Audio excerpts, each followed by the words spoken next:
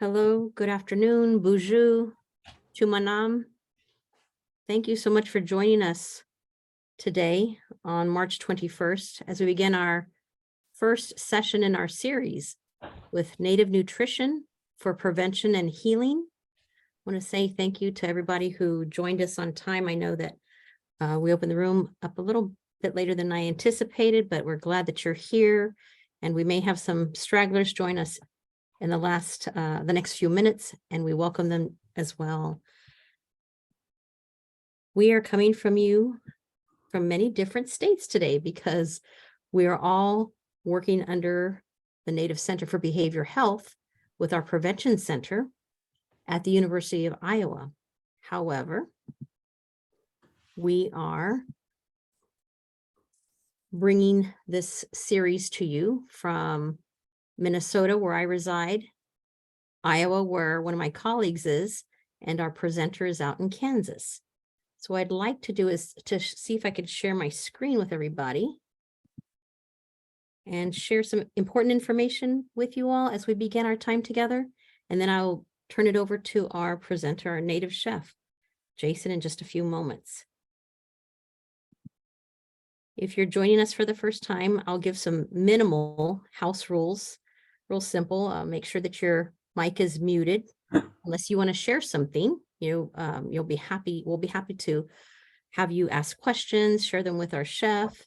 Anything that my colleague and I can answer for our center, we'd be happy to try and do that as well. You can raise your hand using the little icon there in the Zoom reaction button. And then please note that these sessions are recorded. So for our center, we keep them housed on our platform and we share them with everybody who participates in our series. So I want you to be aware, if you're comfortable with being recorded with us, know that it is being recorded. Cam, do you see the single slide or do you see my note slide? I see the notes. Okay. Which slide do you see now? Now it's just the presentation. Okay. Thank you. Mm-hmm. And if you can help me as I get started to admit anybody who comes in as we're starting. I actually already disabled the waiting room. Thank you. Mm-hmm. As we get started, everybody, I'd like to invite you to put in the chat box who you are, where you're coming from, maybe what role you have within your tribal community and the people that you serve, that we can get an idea of who's coming from wherever you are located across the states. If you look at this map, you'll see that we are housed in the yellow area of this map. We are the Prevention Technology Transfer Center Network, where we serve nationally across the country for our Native communities, our tribal communities in the lower 48, as well as Alaska. So we have the wonderful opportunity to engage with folks, and that's why we try to have our sessions a little bit later in the day so that we can include our Alaskan relatives or California relatives, everybody on that West Coast to be a part of it. So we thank you for being a part of this discussion with us, this session today, and beginning our series. We'll have 4 more after today. But as you look around the country, you know that there are 4 other prevention centers, 11 other prevention centers around the country.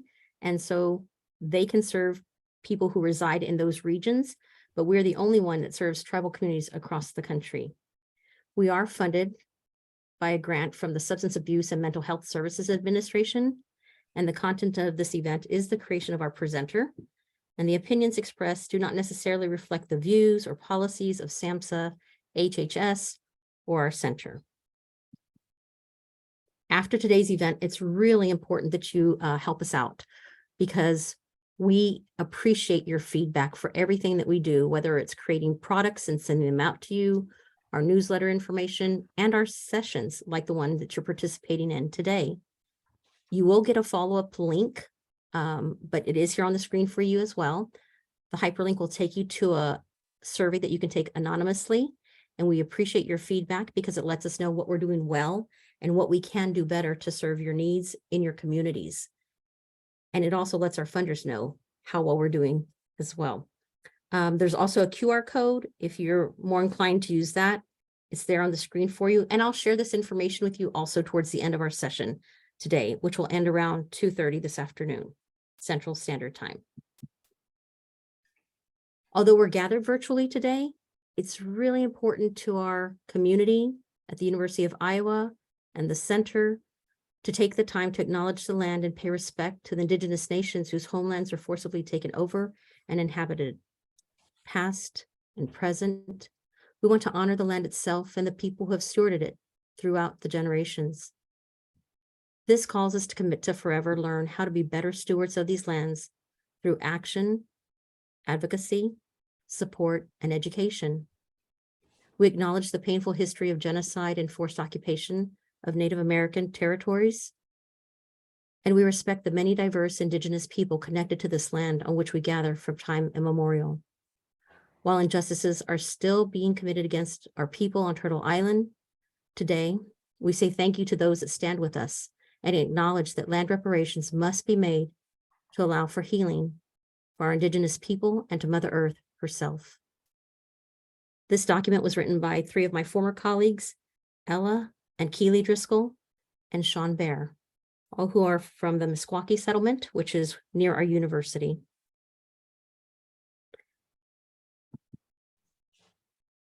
So again, thank you for joining us. We are here with the Native Center for Behavioral Health. The Prevention Technology Transfer Center is sponsoring today's event, specifically with Native Nutrition for Prevention and Healing. And it's the first in our series of 5 sessions. And we'll be offering different experiences and expertise regarding Native health, Native nutrition, and better ways to live out our lives in today's 21st century. I'm Dr. Allison Bays, and I serve as the program coordinator here at our center. And it's my privilege to be joined by one of my colleagues. If you'd like to introduce yourself briefly. Hi, I'm Cam Marcingill. I have a master's in public health. I am work in the center and in the PTTC and the communications team. Thank you. And if you haven't already done so, we'd like to hear where you're coming from. You can just put your name, your tribal community in the chat box, and what your role is, how you serve our people across Indian country. It'd be really great to hear who you are and where you're coming from.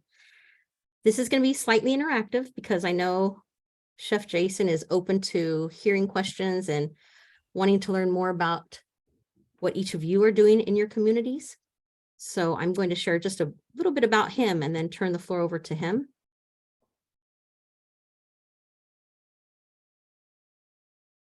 You'll see him live in just a few moments, but Chef Jason Champagne has a master's in public health, and he's from Red Lake Band of Chippewa.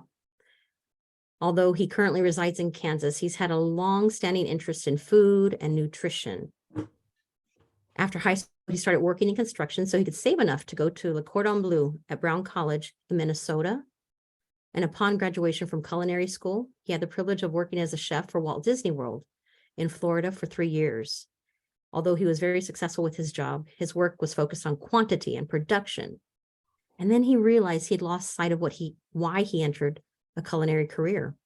He wanted to cook and connect with people.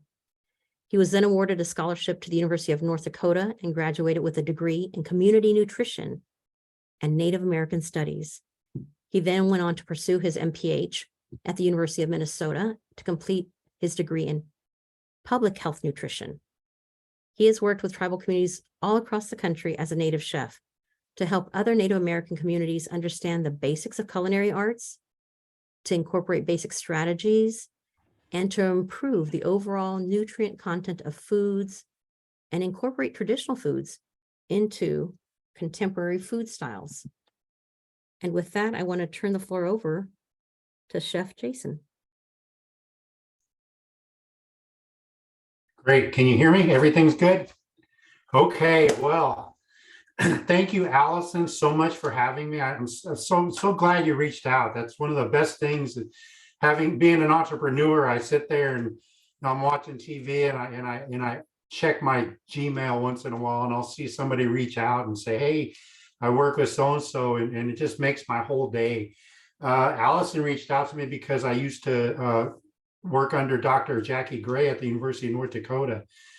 She was my mentor for years. So it's just, you know, a big world, and sometimes people that you know reach out and tell somebody about somebody, and that's how it happens. So I'm just so thankful to be presenting today. My name is Jason Champagne. I'm a member of the Red Lake Band of Chippewa, and I'll be sharing a lot of information with you. I reside in Eudora, Kansas. This is my kitchen right here.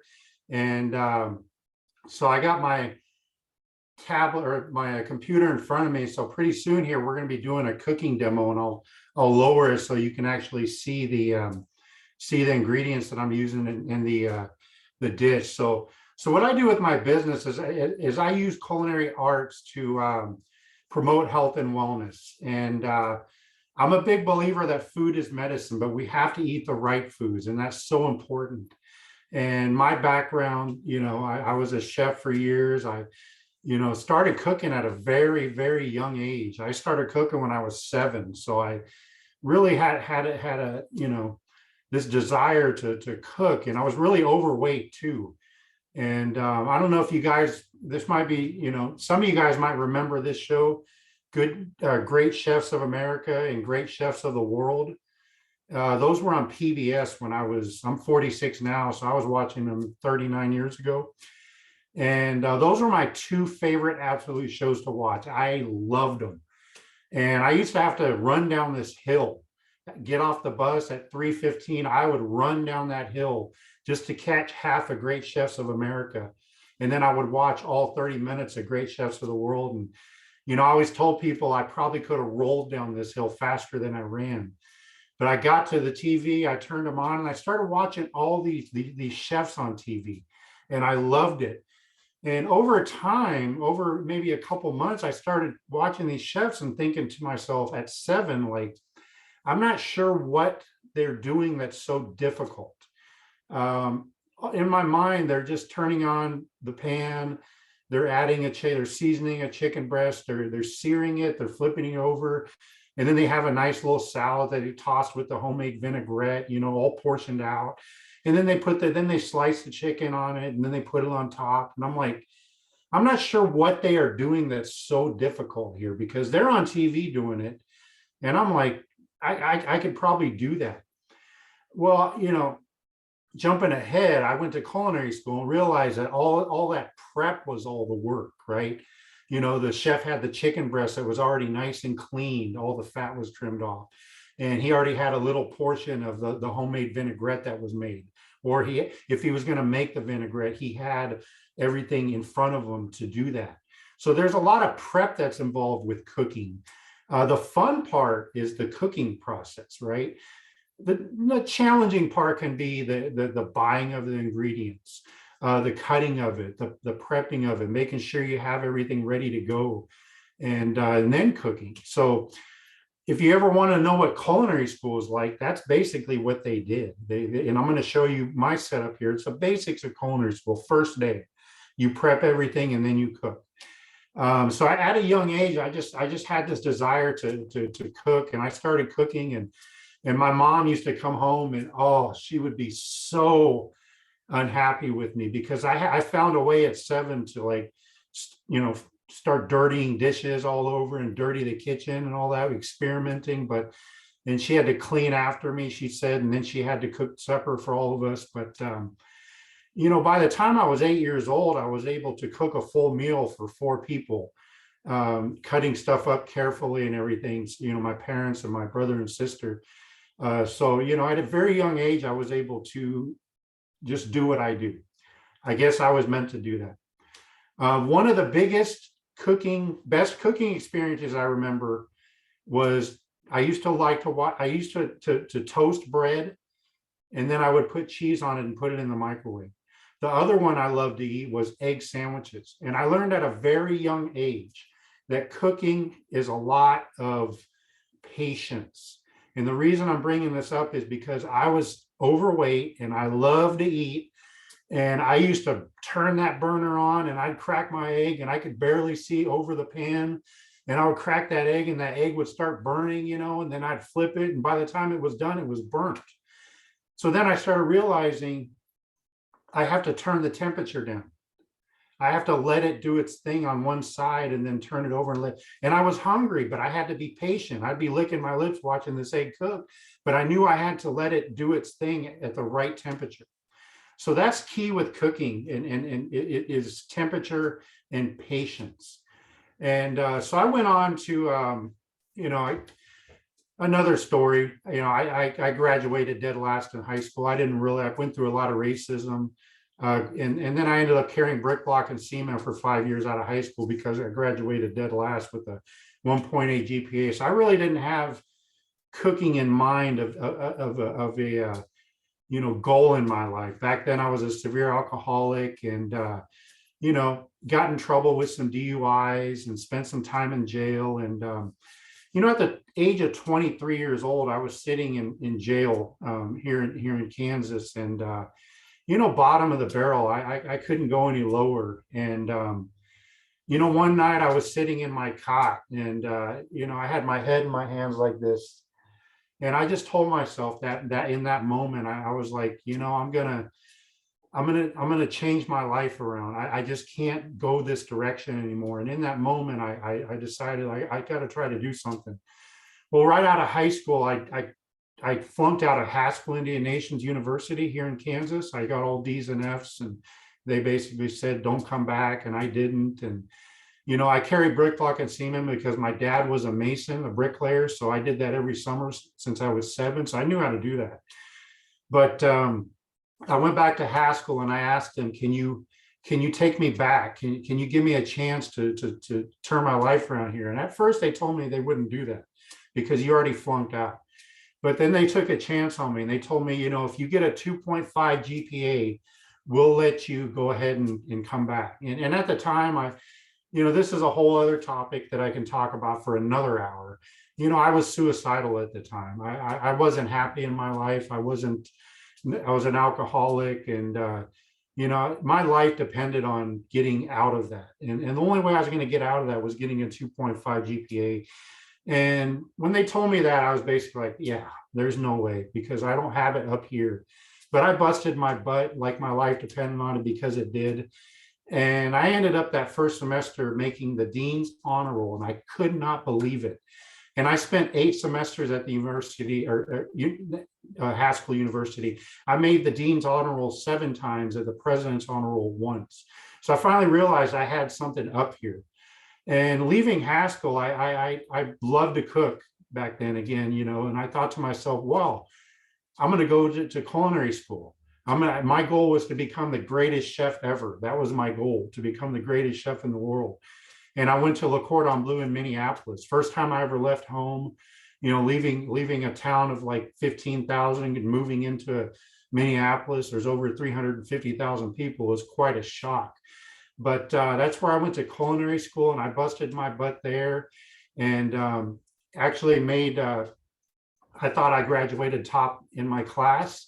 An individual named Adam Betts would tell you different. He thinks he did, but hey, I guess that's one of those things. But I was given the chance to do an internship to graduate, and I chose Disney World. And Disney World has this program where they select 15 culinary students out of 2,000 a year to do a sous chef internship. And I went there knowing that. So when I got there, I busted my butt, and I ended up getting that internship. So I was bumped up after 4 months of working with Disney World to becoming a leader for a Fortune 500 company. Still drinking back then. I never really quit drinking, but so basically I became a chef for Disney World. Worked there for 3 years, had everything there. I was never planning on leaving. I actually had the head chef of all 22 resorts. His name was Chef Lenny DeJorge, chef de cuisine of all 22 resorts, sit across from me after about 2 years of being there and saying, Jason, he said, you have skills, you have talent, but the number one thing is that you're Native American.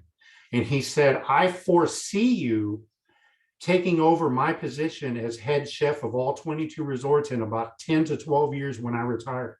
And I'm going to help you get there. He said, because Disney World is all about diversity, and they would love to have a Native American chef over all those resorts.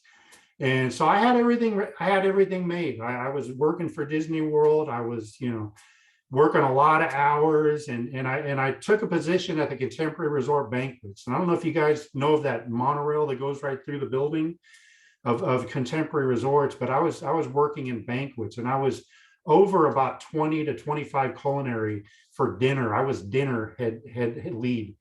And so they grossed like $28 million a year in food. And so it was high, a lot of work, a lot of stress.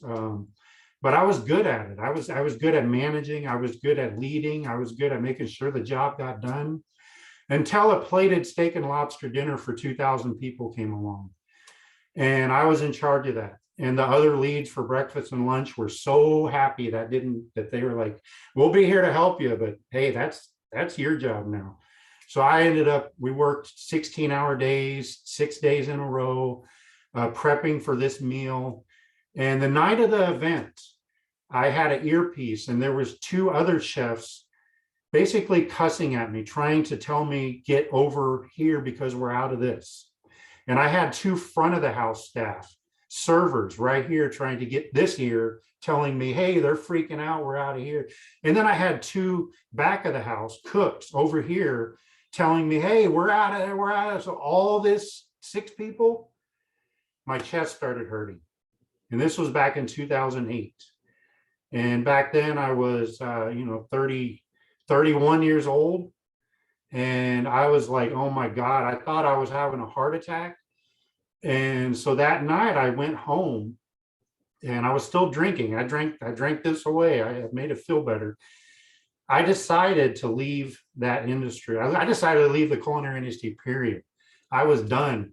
When I went to culinary school and invested $56,000, and they told me you might have to give your life to this industry, I thought that meant, nights, weekends, possibly 100-hour weeks, possible substance abuse, possible relationship issues, but all that. But I believed that I could have been the best in the world, and I thought I could give my life away to it. But I didn't want to literally give my life away to this industry. So that's where I went back to school. And I applied for scholarships. I knew I had it up here from Haskell. So I went back to school. I applied for scholarships. I was selected for a dietetic nutrition internship at the University of North Dakota. So 6 months later, I'm sitting in Grand Forks, -30 below weather, watching TV, watching cooking shows, and seeing Disney World shows, and seeing people that I knew and all this. And at the time, it was a little depressing. It was a little depressing. Sometimes you make these choices in life and you're not sure if it was the right choice. Sometimes I still catch myself thinking maybe I should have stuck it out at Disney World. But if I did that, I wouldn't be talking to you guys right now.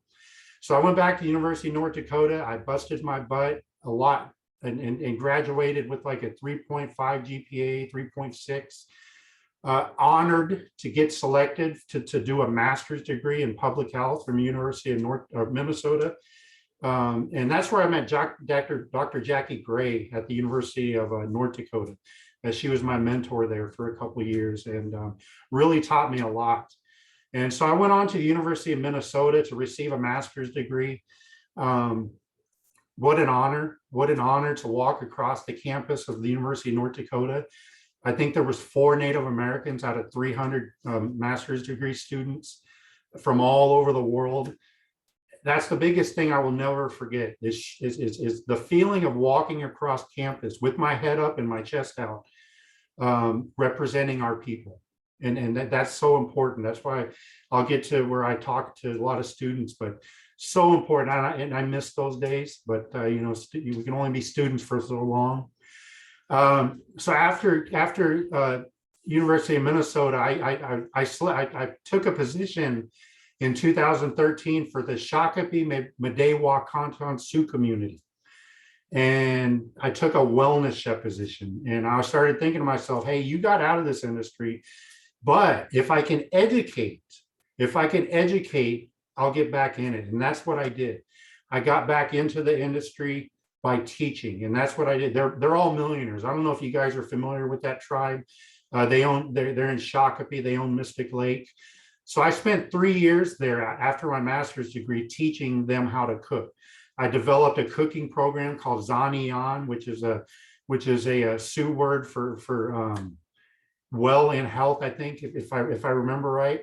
But so I spent some time there, and they had plans for me, and I was happy. I was making about 85,000 a year, working 40 hours a week salaried, and teaching them how to cook, running programs, cooking programs, and everything was great. And they had plans for me to stay there. They were building a new wellness or cultural center, and they were going to put a state-of-the-art kitchen in there. And I was in meetings to have this kitchen set up exactly the way I needed it to and all that. But I grew up in Baldwin, Kansas, and us as natives, family's pretty important. We all know that. And I severely missed my parents. And when I left culinary school, they had dark hair, and they had gray, and they turned gray. And I was gone for 12 years with education and working for that tribe. And I used to come back and visit 3 to 4 times a year, but that would only be for a week, and then I'd have to go back. Well, 2017, March 2017, my parents dropped me off at the airport in Kansas City. And when they got back into the car, it ripped my heart out. Absolutely. I could not, I knew I wasn't going to see him for 3 or 4 months again, and I just could not do it. I felt like crap. Tears started coming down. And so that's where I went back to Minneapolis and that's where I decided that night, you know what? I'm going to move home. And that's what I did. I called my mom and told my mom and dad, I said, guess what? I said, I'm going to move home and I'm going to start my own thing. And they were so happy. And I was so happy. And so I moved home back to Eudora, Kansas. I bought a house 3 minutes from my parents. They're both 75 and 76. And so now I live so close, and I'm making up with all this time that I missed. Like I said, when I left for culinary school, they had nice dark hair. When I came back, they're all gray. So, life is good for me here in Eudora, Kansas. So getting to my business. So I own Native Chef LLC, and I use culinary arts to promote health and wellness. And this August will be 6 years. I'm so thankful to be in business now for 6 years. I got through COVID. I'm also a motivational speaker. So I cover a lot of topics, and I'm not the average person, and I'm going to be keeping an eye on my little timer here. I'm not the average person at all. I listen to motivational speaking with a passion because it helps me mentally. So I listen to motivational speaking. If I'm home and I'm prepping for a meal, I do catering events, or if I'm home and doing work around the yard, I'll have my headphones on. I'll listen to 4 to 5, maybe 6 hours of positive motivational speaking on YouTube. And it just works for me. And so that's what I do a lot. So I share a lot of what I hear, and what I hear, I'm always thinking to myself, boy, wouldn't it be great if others could hear this? So I hear a lot and I share a lot, and that's what I do with my business. Not only is it cooking, but it's a lot of cooking, hands-on cooking, and then a lot of motivational speaking. I work with a lot of kids, and I love it because I grew up with all white kids when I was a kid, and I didn't get the chance to be around my culture. And so now when I get to work with kids, oh my God, what a blessing. I get to work with Native kids and other kids too, but when I'm around them, I feel like I'm transported to their age, and I'm making up for the time that I didn't get to spend with them. Same thing with all these Native communities that I go work in. Just being amongst them is good for me because I'm reclaiming a culture that I really never had. I grew up with all white kids, 2 Native Americans. So, I'm termed a Haskell rascal. I don't know if you guys know that term. But my parents met at Haskell here in Kansas, and they stayed. So my mom's from the Red Lake Band of Chippewa, and I saw somebody from the Turtle Mountain. My dad's from the Turtle Mountain, Chippewa, Ron Champagne. They pronounce it Champagne up there, But so that's how I ended up in Kansas and grew up the way I did. But so through my business, I work with a lot of kids and I work with a lot of adults and seniors and elders. And, I do hands-on cooking demonstrations. I do mobile demonstrations. I bring butane burners to places, and I'm kind of like the sous chef and they're the chef. And I bring butane burners working with kids. I work with 5-year-old kids all the way up to late teenagers the whole way. And sometimes I even bring a step stool with me so that some of these 5-year-olds who can't really see the pan, they can actually step up and cook. But what I've found is that tying art with food gets these kids excited. If you can tie art with food, so like this plate right here, I'll show them a plate like this and I'll say, this is basically your canvas, right? But we're not using a paint canvas, we're using a plate. And then I'll say, so this is our colors, right? So we're going to be using different colors in a meal. And so getting these kids hands-on cooking is so important, because you actually, I don't know if there's so many kids that have told me no one's ever let me cook before. And that needs to change, because when you empower these kids to have the chance to cook, I think it'll lead, to a future of possibly cooking at home, or even a profession. But the earlier we get these kids exposed to hands-on cooking, the better. And I presented in a lot of high schools, Native American high schools and junior highs and all that, and cook the dish that I'm going to cook for you today. And believe it or not, after these kids get to cook it and eat it, some of the questions come up is, Jason, do you think you can come work for us? Do you think you can come cook for us, like work in the cafeteria? And I'm like, well, I can't do that. I got my own job. And then, I hear these other kids saying, if we could have ate this today for lunch, I would have eaten everything. So right there, I'm like, wow, this is powerful to hear, because if these kids have possibly have, exposure to cooking it and liking it and eating it, how many of them have gotten to eat something that we're going to do today? So what I like to kind of get people to think about is that it took me years to figure this one out. And I used to work with a wellness trainer at the Shakopee job. And, both of us helped these natives, learn how to cook and learn how to exercise. And he told me one thing one time, he just opened up a can of tuna right there on the spot. And he just took a fork and he started eating it right out of the can. And I was like, don't you want any like bread or mayonnaise or anything? He said, I'm not eating it for the taste. He said, I'm eating for what this needs right here. Okay. He said, I'm not eating for what this wants. This wants biscuits and gravy. This wants, McDonald's, Wendy's, whatever, it's always a trigger. That's what makes this happy. It's all those sugars that we get, and it makes us happy, right? What makes this happy was him getting the protein that he needed, because he was going to go get a workout in about an hour, and he needed that protein to help build muscle. And it took me a long time to figure that one out, eat for what this wants versus this. And it's tough, it's discipline. But if we can eat more for what this wants, that's where we start making huge changes with our diet, huge changes with our energy levels. But it takes discipline, and we're not perfect either. We're not perfect. I just got some blood work back, and my triglycerides are elevated. And I'm also diabetic. And so I have to look at it like a failure is not a bad thing. Okay.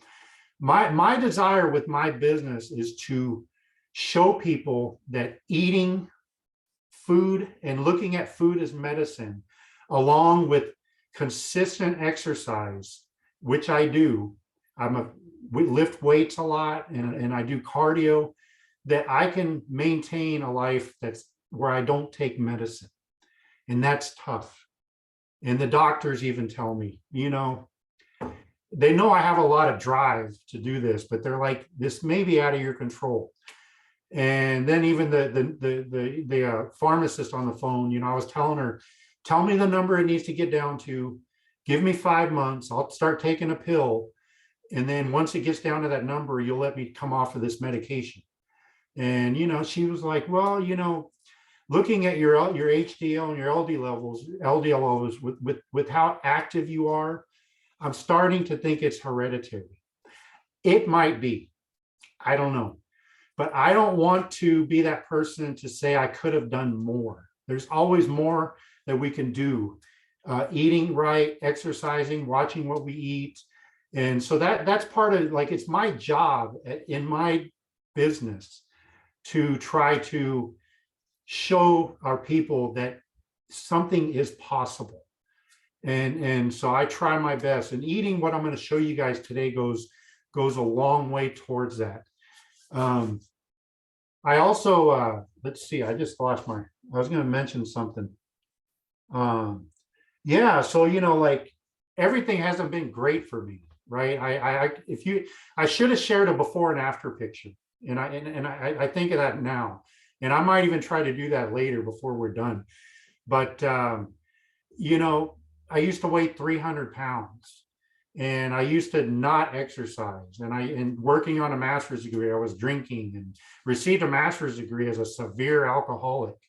You know, worked for a Fortune 500 company as a severe alcoholic. And back in 2015, I had a doctor finally get my blood. I was dodging doctors, trying not, because I knew something was wrong, but I didn't want to. I always thought I could fix it before you get the blood taken, right? I still got time to take, you know. And they finally took it because I had high blood pressure, and they weren't going to give me my pills anymore until I gave blood. And I don't know if you guys are familiar with high blood pressure, but if you don't get your pills, as much as I was taking it at the time, you feel like you're going to explode. So I had to go give them my blood. And in 2015, the doctor got my blood. I was working for the Shakti, and it was actually right there in the clinic for the tribe. He called me up, and I had just stopped at McDonald's to get 2 sausage biscuits. And what I do is I cook the egg and put the cheese myself at work, right? Well, I was just about ready to eat those, and my doctor called. He said, Jason, he said, I'm not trying to be funny with you right now. I'm not. But I am looking at your blood sample right now. And he said, it looks like cream of mushroom soup. That's what he said. There was so much fat in my blood that it looked like cream of mushroom soup. My A1C was 11.8. My triglycerides were in the over 1,000, he said. They wouldn't even register. My cholesterol was like, I don't know, way, way up there. And he basically told me, he said, listen, he said, if you're going to die. He said, you got about 4 years to go here. If you keep doing what you're doing, drinking 8 drinks, six pack and 2 mixed drinks a night, and you keep smoking, you know, half a pack of cigarettes a night, and you keep eating the way you do, and you don't exercise, you're not going to be here anymore. He might as well have taken a 12-inch frying pan across my face. Because at the age of 36, anyways, around there, I'm 46, this was 2015. Who wants to hear you have 4 years to live, right? That's basically what he told me. So I was like, I do not want to die. That I hope none of you guys ever have a doctor tell you that you have so long to live, because to me, it was devastating. So I quit drinking 6 days after that. I had drank for like 20, 25 years straight. I quit drinking, which was very, very, very challenging, for about a month. And I started drinking water like my life depended on it, because it did. And I started walking at first. And the doctor put me on 13 medications to start right off the bat. I was already taking blood pressure meds, diabetes meds, cholesterol meds, high blood pressure meds. I was on 13 different pills. And I started walking. I started going into the gym a little bit, you know, trying this and that. Didn't really know what I was doing. but I had these steps towards making myself healthier. The biggest one is eating what I'm going to show you guys today. What I'm going to show you guys today helped save my life. And I am an example. I can honestly tell you it did, because I started eating what I started, I was halfway to becoming a dietitian. I didn't make it all the way, but I started thinking to myself, well, maybe food is probably going to help you cure you or help you get better. But you got to eat the right stuff. You kind of know what to eat, right? Whole vegetables, you know how to cook. So I started doing these vegetable sautés, and I started topping them with lean meats like grilled chicken and buffalo and all that stuff. And I started using the base of the plate. I started using this as the base of the vegetables. So this would be covered with vegetables, and then I would use a lean meat on top.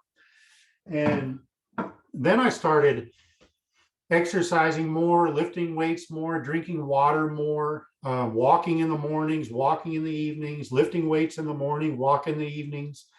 And my numbers started coming down and down and down. And a year and a half later, my doctor got my blood again, and he took it and he said,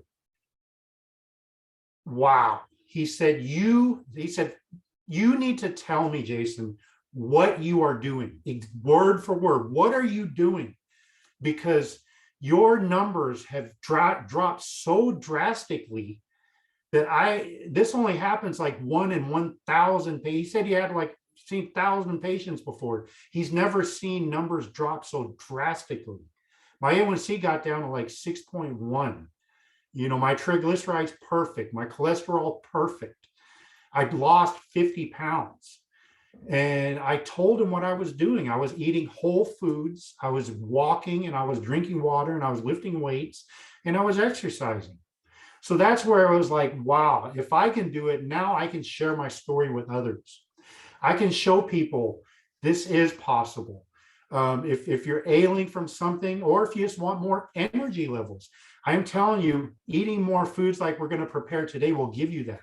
If I miss this meal past 3 days, I notice it. If I eat this meal 3 days straight, whether it's for breakfast, lunch, or dinner, I notice my energy levels are tremendous, because I went to the gym this morning. I was there at 5 a.m. I put 1 hour and 15 minutes of full body workout. I usually make it 5 days a week if I'm not on the road traveling. But I noticed the difference with my energy levels. And I'm 46, and there's, this is a KU, Kansas University. So there's a lot of KU students at this workout facility. I'm working circles around these guys because I have so much more energy when I eat foods like this, and I feel great. Sometimes we slip up, because I told you that my triglycerides are elevated. I've slipped up a while. The thing is, I feel like I'm 18. I feel tremendous. I'm so happy to be here, because I could have died. I shouldn't even be here. I look at every day as a chance, another day to live on this beautiful earth, Mother Earth, and I'm thankful to be here. Sometimes I think I can eat like an 18-year-old. It doesn't work. I can't. At this age, I still have to watch what I eat. We all have to watch what we eat in moderation, okay? Every Sunday morning, my mom cooks a big breakfast, and I always biscuits and gravy one week, pancakes the next week, so I'm not telling you never to eat like that. I do too, but we have to do it in moderation to get there. I'm going to check the timer here. So what I'm going to do today is show you how easy and basic this is. Okay, I'm going to adjust the screen so you can see my table.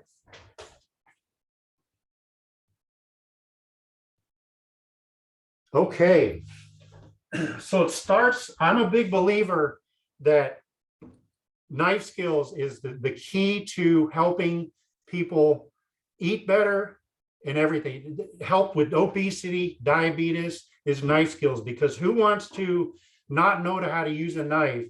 And they, a dietitian will give them recipes to help lower their cholesterol, and they spend 20 minutes cutting a carrot and the celery and the onion, and then they got to spend another 20 minutes. It's time, right? So we want to limit our time spent in the kitchen. Knives are important. I made a huge investment a long time ago. I needed some business deductions. I spent $2,800 on 7 knives, but these do not leave my house. They're only part of my cooking demos. I will not take them on the road with me. I have a Wusthof set, but yeah, so having a good knife is important. Learning how to use different knives. So I have a paring knife, a utility knife, okay?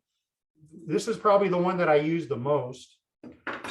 A good serrated knife, and then a 10-inch chef knife. I also have a 12-inch chef knife up to here, but I just have the 10-inch one out. So learning how to use this stuff is so important. Okay, I've already washed my vegetables here.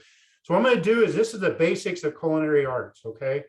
I'm going to get one more little bowl. I like to have a trash bowl, okay? I always like to have a trash bowl for my stuff. So myself, I get the pan out and I start the pan, and then I'll put this in here, in there, and then but if you're novice with cooking, this is the basics of culinary school. Prep everything and then start cooking, because this is the challenge. Like I said, when I was a kid, this is the little prep we got to do, but then we have so much fun cooking if it's all done. So all I'm going to do is I'm just going to cut this bell pepper in half. I'm going to tuck my thumb behind this green part right here, and I'm just going to tear out that green piece. We don't need to get all the seeds out, but we just want to get some of that inner pulp out, and then we want to knock out some of the seeds, most of them if you can, okay? So we take that middle part out, we dig out. So we're getting every single piece of this bell pepper, okay? This bell pepper does not have to be exact cuts, but make them similar. People eat with their eyes. So all I'm going to do is I'm just going to take the tops off, okay? I'm going to take the top off. I'm going to take the top off. I'm going to rip out this part, okay? Same thing with this one. I'm going to cut the top off. I'm going to cut the top off. I'm going to rip out this middle a little bit here. So now we're left with the whole bell pepper. So these pieces right here, I'm just going to cut them into uniform pieces. They're about 1-inch pieces. Okay, I'm going to cut these into uniform pieces. Okay. So it doesn't have to be exact. In culinary school, I had a chef with a little bitty ruler right over my shoulder, measuring my cuts, saying, nope, do it again, do it again, do it again. So we're not in culinary school, but we do want to make things look the same. So I have a little bowl here. I'm going to put the bell pepper into there. Okay. Next up, I'm going to cut up a zucchini. Oh, here's a little more bell pepper. So again, these don't have to be exact. Okay. A little yellow zucchini here. Wash. I'm going to cut the ends off. We want these pieces to look similar. So if I cut this in half right now, do you think it's going to look similar? These pieces are going to be smaller than these. So what I'm going to do is I'm going to cut these into rounds until I get up closer to the bigger part. And then I'm going to cut this in half. And then I'm going to do these half moons. Okay. And then even if it's really wide at the end, we can cut it at the end here. So I'm cutting these into about 1/4-inch pieces. Okay. Again, they don't have to be exact, but visually we kind of want food to look similar. Okay. Another trick I want to show you guys, safety wise, I have a little damp paper towel underneath my cutting board, so it's not going to slide on me. To save time, I'm going to slide this to the edge of my table. I'm going to take my bowl and I'm going to slide everything into it here. And if it hits the floor, there's no 3-second rule. All right. Got the zucchini cut up, or the squash. Okay. Next up, fresh kale. Amazing. I think this is a superfood, miracle food. I think this had a lot to do, because I ate a lot of kale whenever I was sick. When they told me I was about to die, I ate a lot of this stuff in my sautés. All you do is you hold the stem and you face it down so you can see the top of the stem, and you just pull it off of this stem right here, just like that. Okay. Same thing here, pull down. Some of the stem's okay. Then you take the biggest piece here, which is this one. Then you just grab these little bitty ones here. And you just put it right in the middle of the big one. You roll like a burrito. And then this next cut is just a chiffonade cut, or it's just pressed down. Okay. Actually, it's not a chiffonade cut. It's just we're cutting these into about 1/2-inch strips. And then once I have it cut into 1/2-inch strips, I'm going to cut it this way about every inch. Okay. We're gonna put this into the bowl. All right. Next up, you're gonna cut up some garlic. Okay, I don't really finely chop my garlic. I like bigger pieces. So I just cut it right down the middle. So I have 2 pieces right here. And then carefully, I'm just gonna cut this garlic up. Now, if you don't have much knife skills starting out, you can get garlic already chopped up, or but be careful using. I always tell people when they're starting to use a knife, start out with something soft like watermelon or something. Start cutting with that until you feel comfortable with the knife. And you are going to cut yourself. I've cut myself about 7 times in my life. Probably I needed stitches, I think, twice. It's going to happen. Don't look at it as a bad thing. Like, it's going to happen to everybody. If you're going to cook a lot, you're going to get nicked once in a while. It's just part of it.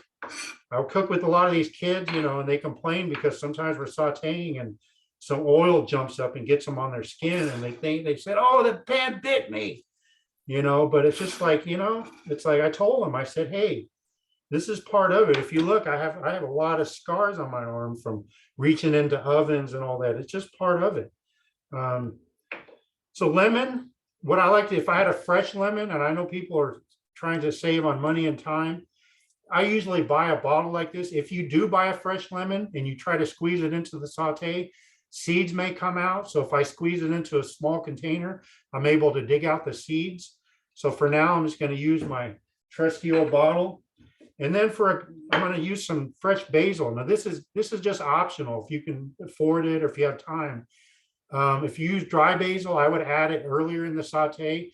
Always remember, if you're using fresh versus dry, that it's a 3-to-1 ratio. So if the recipe calls for a teaspoon of dried basil, then you would use a tablespoon, 3 times amount of fresh. So all I'm going to do is I'm going to take the biggest leaf I got, and I'm just going to roll this into like a grape leaf, okay? And then carefully, if you want to stick your thumb, but if I nick anything, it might be the edge of my finger here, but there's not much there, right? So you always want to always tuck your thumb in and your fingers in. Okay, I work with a lot of kids sometimes and they got their hands out like this, and I'm like, no. First thing we're going to do is teach you how to learn how to keep a knife. So I'm just going to chiffonade cut this very, very finely. Okay, now you see why having knife skills will cut down time in the kitchen. I'm able to do this meal from start to finish in 12 minutes. But what I usually do, especially if I eat it for breakfast, is I'll put it in a, I'll do an egg on top of it. So I'll do this whole saute, and then I'll do an egg beater's egg on top, and then I'll cut up an orange and put it on the corner, and cut up an avocado and put it on the corner. And then last but not least here, I'm just going to cut up some. So this is where a serrated knife comes in, okay? So if your knives aren't really sharp, learn how to use a serrated knife. Get that tomato where it's not going to roll around on you anymore, and then carefully quarter these, okay? So what we're going to use with these is a garnish, okay? People eat with their eyes. Anytime I work with kids, I get them, when they're leaving, they're like, they know what a garnish is. I say, what's a garnish? You know, a garnish makes food look good. And then I'm like, well, why do we want to make food look good? Because then people will eat it, right? So I got these 5-year-olds to 16, 17-year-olds learning what a garnish is. So believe it or not, if you can make the food look good, you have them over 60% of the way of liking it, okay? Yeah, so I do a lot of catering, you know, so my biggest thing is making the food look good, especially for the people who bring me in to hire me. So you want to make it really look good. So these will go right on top. So we don't really need to cook these because the steam from the saute will cook that. So now what I'm going to do is bring it away here. And now I'm going to bring in my old trusty saute pan. Okay. So again, you know, if you got really good knife skills, you should be able to, you know, cut the bell pepper, put it in the pan, you know, and then cut up the zucchini, put it in the pan and all that. But if you're novice, again, so this is a little bit of olive oil. Okay. So I'm just going to coat the bottom with olive oil. Okay. sometimes I like to take a paper towel, make sure that this is an old pan here. I paid a lot of money for this pan about 5 years ago. I had 4 of them and they're finally getting to the end of their life. But they've earned their money. I spent a lot of money on them. I've gotten a lot of use out of them. Okay. So now what we want to do is when you're cooking vegetables, you need to understand what needs to cook first. Okay. We can eat these raw. If I had zucchini, or no, if I had like asparagus, right? I don't know if we can eat asparagus raw or not, but we want to start the vegetables in order of how long they need to cook. If I was doing like carrots or something, the carrots would be before this, right? We wouldn't want to put this in here and then the carrots, right? Because this is going to overcook by the time the carrots get soft. So we're going to put this in order. So we're going to put the bell pepper right on the bottom. So the number one ingredient that's coming out of this is water, okay? What's happening is the water is coming up. So whatever we put on top of this is going to kind of partially steam, but we don't want to stir it, because if we stir this too early, a bunch of water is going to start coming out, and then we're going to be boiling our vegetables, okay? So you want to saute on a higher temperature. I like to call it getting color. We're going to get color on the bell peppers on the bottom, because once we stir this, we're not going to be able to get any more color. There's too much water that comes out of the vegetable. So what I'm going to do is I'm going to put the squash right on top, okay? So basically some of that steam is going to help partially cook that, okay? Next up, garlic. I'm going to put the garlic right on top, okay? I love garlic. Garlic's a superfood. I ate a lot of it whenever I was in the healing process. Ate a lot of garlic. That's 2 whole cloves. This should feed a meal for 2 people. I don't know. I eat it all myself. I mean, they might say, I don't know how you can say that's too many vegetables in your diet, but like I said, if I do this about 3 times to 4 times a week, I'm feeling really, really good. What I tell people is, like, if you eat this on a consistent basis, on the inside, your inside, your digestive system is just, they're partying, man. They're like flipping out. They're jumping all over, doing backflips. They're like, thank you so much. We needed this. We really needed this so bad. All these vitamins and minerals and whole foods. Okay. So again, the water is going to be coming up. So I'm going to take some fresh kale. Okay. I'm going to put that right on top. The kale, once you stir the kale, it doesn't take long. It's about 45 seconds. But I'm not going to stir it yet. I'm going to let some of that steam go ahead and cook it. Kale will become a beautiful, vibrant color. But if you let it overcook, it won't be a beautiful color anymore. So it's one of those things where once you stir it, then you want to be able to have your plate ready to plate. So now we're going to take some of our fresh basil. Okay. We have some good colors going on here. Okay. Anytime I do this presentation, especially in person, I have a lot of people, elders, whoever, say it was good, but it needed salt. They're going to say it. This is what I tell people.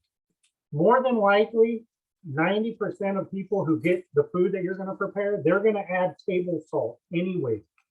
Okay. So the lower amount sodium dishes that you can produce, overall, would be better for your whoever's eating. Okay. The more than likely they're going to add it anyway. Okay. So again, I haven't stirred this. On the bottom, we're getting nice color on the bell peppers. Once we stir this, that's done. You're not going to be able to do that anymore. Okay. If you need a little extra flavor, I just got this from Sam's Club in the mail. They were late. I was wondering if they were going to send it. Lemon, sodium-free, no salt, lemon pepper seasoning. That would be something good in here. Also, personally, I use a lot of ground turmeric. Okay, really great for you, especially with, like, I read that it was good with inflammation. And as much as I lift weights, my shoulder, my elbow actually right now is kind of inflamed. I'm trying to heal it up, but so I'm going to add a little bit of that. This is just completely optional. And this ain't gonna make it taste the best, I can tell you that. But again, like that trainer in Minnesota said, we have to eat for what this needs, okay? Not for what our mind needs. Okay, I just know how good it is for 'em, okay? Now we're finally gonna give it our first stir. Okay? If you might need that, otherwise I'm just gonna toss it, okay? So you see that nice color on the bottom of these bell peppers, okay? And this pan's getting old, so it's starting to stick a little bit on me. Okay? Now right away, that kale, see the color it's getting? And again, anytime you're cooking, you're always in charge. I always tell kids this, if the pan's too hot, take it off. We're always in charge at home. You don't have to leave it on the burner, okay? So I'll give it one toss here. We're getting close. And now I'm gonna add some of my fresh lime juice, or, well, almost fresh. Now that's gonna give it some good color, okay?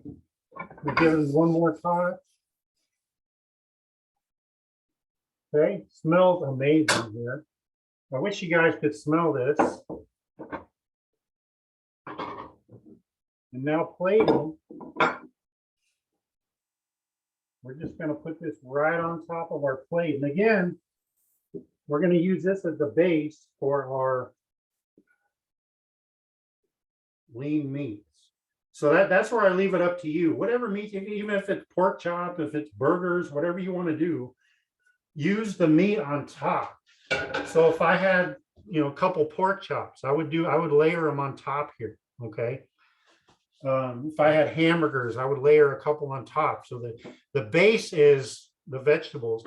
And then now, see that steam coming up? Now we can kind of decorate it right on top with our quartered grape tomatoes.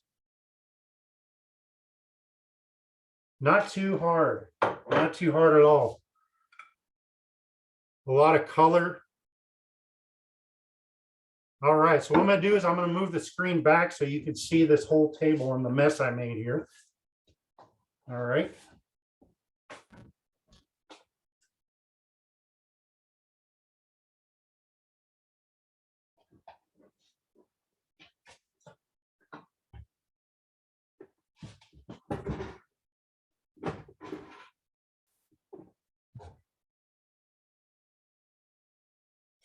Okay.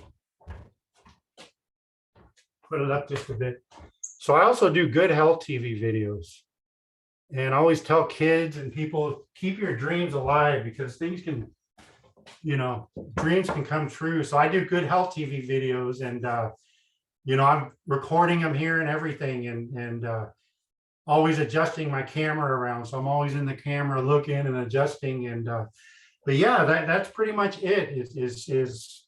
This is doable I've got kids eating this. I've got kids cooking this. I've got 5-year-olds cooking this. And, like I told you, dreams come true. I think, with my business, I'm just so fortunate and thankful to be able to do what I do. I believe I listen to a lot of motivational speaking. And one of my favorite ones I hear is, be one in a million, not one of a million, or, live a life that outlives you, or do more service than you're paid for, or, there's many of them. I had this dream of actually working for Good Health TV. That's why I tell these kids, do not give up, okay? I'm sitting in the health clinic, Haskell Health Clinic 10 years ago, and with my mom, and, up there on the screen was Good Health TV. And I was like, and I was looking up there and I was like, Mom, I'm like, you see this right here? I said, this is Good Health TV. I said, I don't know how this is going to happen, Mom. I'm not sure how this is going to happen, but someday I'm going to be doing cooking videos. I'm going to be doing videos on that TV. And COVID came and I did an online demonstration for the Southern Plains Tribal Health Board, and Good Health TV seen it. And then they reached out to me. They sent me an email saying, Jason, we would love to meet with you and talk about doing some videos. Wow. And I couldn't type fast enough. I'm like, you wouldn't believe it, but it's been a dream of mine for a long time to be, doing this. And I've been doing videos now since January of last year. I do one a month. I do all the recording. My mom helped me set up my kitchen with birch bark and all this. It doesn't look like this in the background after the video. I have to, I usually do an intro and then I got 3 tripods and I bought a $1,200 4K camera and I got 3 tripods that set up. So if I'm cooking, I'll stop, so the camera is a close up, I'll stop and then I'll move the camera from this view and then I'll come back and I always have a cue, 3, 2, 1. I have to tie in my audio so that you don't hear the background noise. And then I'll pick up where I was. So it looks like there's 3 cameras all over the place, but it's not. It's just me moving my camera all over the place. But yeah, I'm just very fortunate to be able to present today. There might be some questions, might not be. What I want is I hope I inspired somebody today. That's my goal, because if I could have helped one person think about this today, about the importance of whole foods with us, about eating more like our ancestors, I think about that, right? I think to myself, what was our people eating? And then you see the pictures of them. They're lean. There's not an ounce of fat on them. They're healthy. What were they eating? They were eating buffalo, lean meat. They were eating a lot of fish. My tribe was eating a lot of wild rice. They were hunters and gatherers, and they just got a lot more exercise. But the thing is that they were eating more plant-based diet with lean meats, right? So I wonder how much, obviously this is going to factor into myself in the healing process, eating more like my ancestors did. And people ask me, well, what type of diet is this? Or what type of diet does this tie to? I'm like, I don't know. I just know that eating more vegetables and lean meat is probably a good thing. And that's what I tell them. Atkins diet, or I don't know, paleo maybe. I don't know. I don't really pay attention to those diets. I just know that eating more whole foods, learning how to use this is huge. Learning how to use this is huge, guys. Practice, practice, practice, practice. And I have a lot of people telling me I am the worst cook in the world. I hear it over and over and over when I present. What I tell them is, you are not the worst cook in the world. I said, you can become the best cook in the world if you learn from every mistake that you make. I make mistakes all the time, but you know what? I remember, I log it, and I learn. So next time, when I'm doing a meal for 200 and something came up and didn't work out, guess what? I am going to remember, so that I can remember this, so that it can, next time it'll be different. Next time it'll be better. Next time. So that's the way you got to look at things in the kitchen. It's always never, I'm a perfectionist, and I got that from my dad, and it's severe. I am a severe perfectionist with my food and with my events and with everything I do associated with food. That's probably why I had a mini heart attack for that 2,000 people plate of dinner, because I'm such a perfectionist that, and I'm finally trying to realize that nothing's ever perfect. But for what some of these programs pay me, I expect that it has to be the highest notch service, food, everything needs to be the best it can be, right? And when I make a mistake, I hold it against myself a lot. So I need to get better at kind of looking at failure as a positive. And I look at my elevated triglycerides, they're positive right now, because you know what, it kicked me in the butt. The doctor, my A1C's up, so they put me on med again, a small med, the least that I told him, just put me on the least one. But it's my goal to get back. I told him again, I said, doctor, what does it need to be so that I can go off this medication? He told me, I said, I'll see you in 5 months. That's what I said. I told the pharmacist, what does it need to be for my cholesterol to get off this pill? This number. Okay, I'll see you in 5 months. So I'm in the process now of using this stuff to help heal me, using the exercise, watching those evening meals. I don't know if you guys are like me. I always tell people I have the appetite of an NFL lineman. I weigh 250 pounds and I work out 5 days a week and I just need food. Oh my God, I have the best appetite in the world, but I'm trying to eat like a 120-pound dietitian. It's just tough on me sometimes, and I get hungry in the evening. So I'm trying to figure out ways to, have some food in the evenings that's not really bad. I eat a lot of turkey now. I meal plan. I cut up, some salads. I have those ready to eat tonight if I need it. I have fresh fruit to eat if I need it. So in my mind, I'm thinking, you better have this food. Otherwise, I got a Wendy's right here. I got a Sonic. I can go right there real quick if I don't have any food. So again, we have to kind of prepare ourselves, learn how to use a knife, meal planning. And I'll just end my part and we'll answer some questions is, being a motivational speaker, I always tell people, no matter how bad the situation is, you have to try to find the positive in it. And when COVID came, it wiped me out. First of all, they canceled the Big 12 tournament, so I couldn't watch the Jayhawks. That was devastating. Second, I had 3 programs in the same day cancel. So that was income, conferences and all that. Oh my God, I was out of it. And luckily I didn't go drink. I quit drinking back in 2015. I always tell people that's the biggest accomplishment of my life. It wasn't getting a master's degree. It wasn't, passing the GRE, which was incredibly tough on me. It wasn't establishing my business. It was becoming sober. Sober July 12th, 7 years. And what came out of COVID, I tried to find the positive. I just tried my best. I started smoking again. I quit smoking for 2 years prior to COVID. When COVID happened, I wanted to drink so bad because it was just like chaos. Like, what am I going to do now? I ended up smoking and I've been off and on for 2 years. I actually quit 2 months ago. So I feel great about that, but I was trying to find the positive in COVID and I couldn't do it.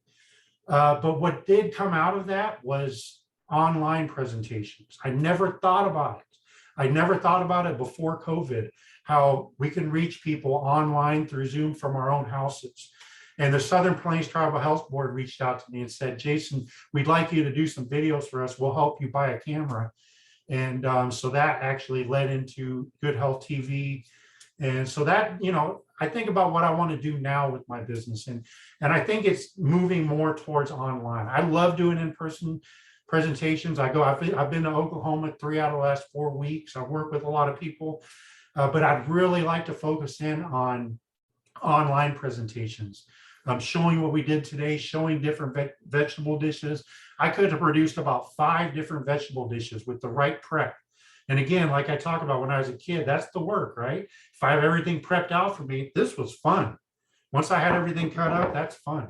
So I'll leave it with that. We just need to have more fun in the kitchen. We need to take care of ourselves and we need to look out for ourselves. Sometimes we feel great and then the numbers aren't there. So we got to really pay attention to what we're eating, but we're not perfectionists either, right? Sometimes we eat, a little bit what we shouldn't, but that's okay. It's just in moderation. Don't make it consistent. So I will leave it at that. And any questions, let me know. Yeah, Jason, thank you so much, Miigwech. There are a lot of really important comments thanking you for the work that you're doing. But the 2 questions that I read just recently, one was regarding your recipe. Do you have a native plant replacement for basil? Is there something in our tradition, whether it's up here in Minnesota or some other part of the country or region that you know of that can replace basil for tasting? Oregano. Okay. Oregano or parsley, just for color. You don't even have to use it. What I tell people is that, the recipe I gave you is like an art canvas. Paint, you're not going to brush that every single stroke the same as an artist, right? So use mine as just like, oh, I like what that artist did, but I'm going to do it this way. Okay, thank you. The second question that came in is, do we have a salt replacement? I know you showed us like something in a container that said no salt, but is there an herb? Is there something that we can harvest, if possible, that would replace salt? Do you know anything about that?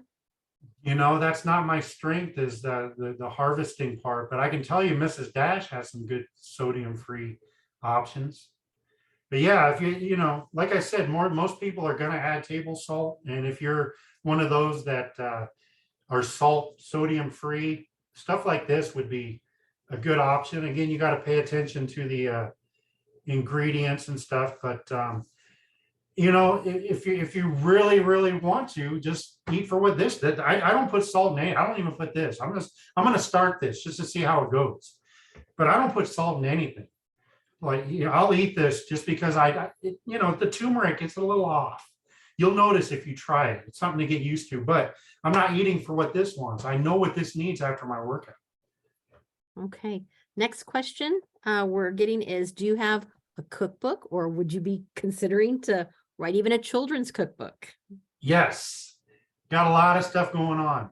Problem with that is, I tell people I am like the best boss and the worst employee in the world at the same time. Okay, I have plans to write a Native Chef cookbook / biography, highlighting a lot of stuff I've been in through my life. Stories, I call myself a storyteller, I guess. So telling stories, telling stories, recipes, telling. I have that in mind. I also have in mind of writing up a toolkit to go become a mobile kitchen and work with kids like I do. Highlighting the recipes, highlighting pictures, highlighting how to do it. How do you do that?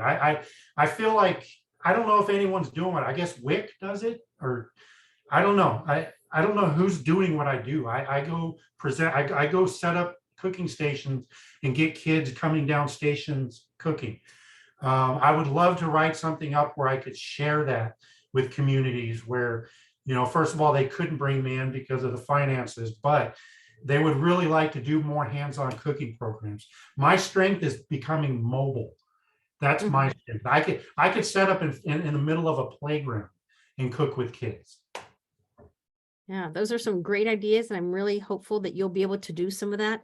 A couple other questions that came up, and I want to be able to share this on the screen if everybody can see what I am sharing. People want to learn more about what you just cooked or on the stovetop just a few minutes ago. So hopefully you can see the superfood vegetable saute. This is the recipe. Everything that we're showing you on the screen, including the recording of today's session, will be sent to you via email after today's event. So this is the recipe for what he just cooked, demonstrated for us a few moments ago. So now you'll get a copy of this.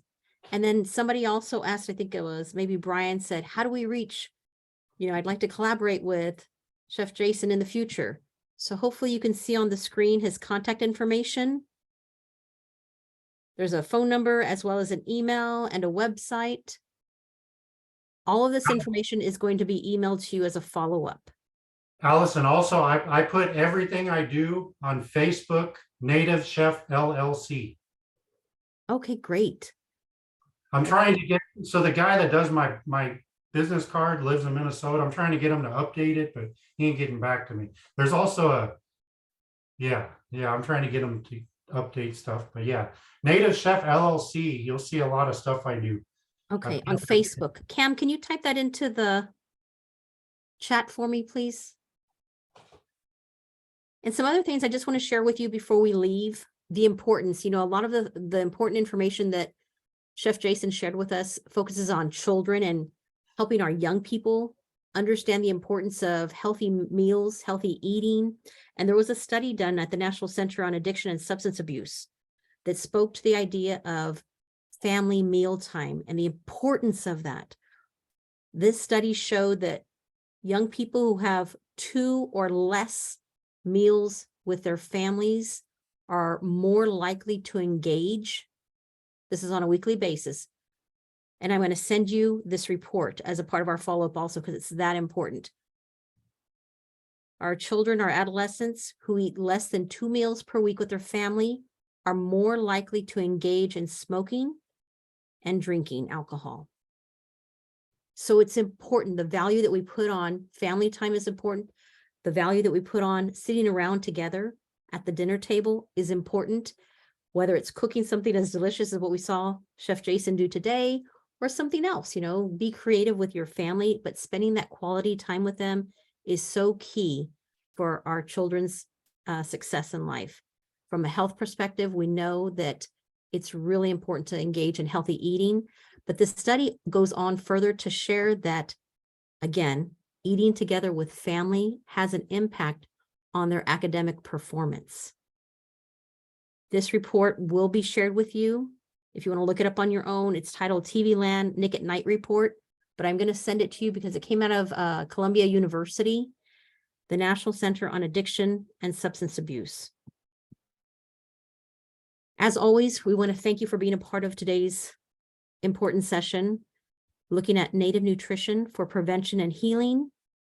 The hyperlink that's here listed for you first takes you to our webpage. That platform can let you see other sessions that we have coming up in the future, products that we develop to help you in the field of prevention science for the well-being and the health of our native communities. If you are hoping to be a part of our next session, here is the link for you all.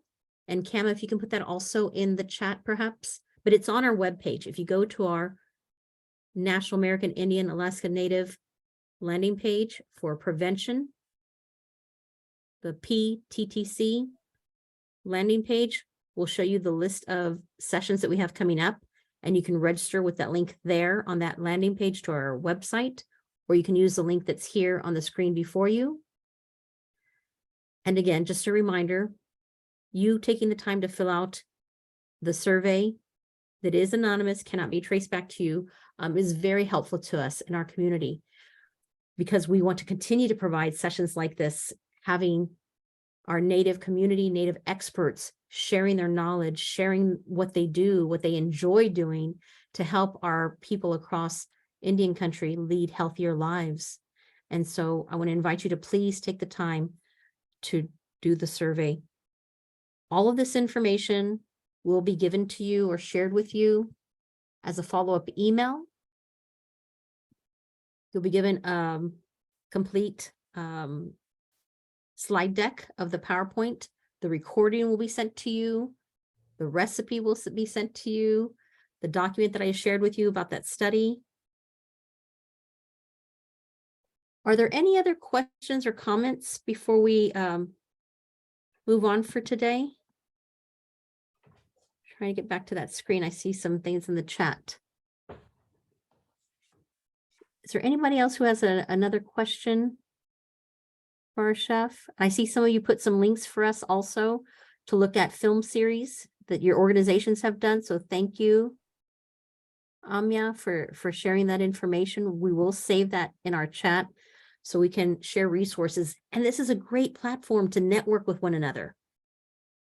We were able to present to you our native chef, Joseph Champagne, but we know there are a lot of experts out there in the field also who have been doing some great work as dietitians, health experts, prevention specialists, and we appreciate the wisdom that you share, our traditional knowledge that you share, and we welcome that for this conversation. So please join us next Tuesday, 1 p.m. We'll be having someone from the Minnesota area present in regard to cultivating healthy ways of living, cultivating gardens, cultivating nutrition from a native perspective in the field of prevention science. So I hope to see you all next week. Chimigwech, thank you so much. We look forward to seeing you next week. Thank you. Thank you, everybody.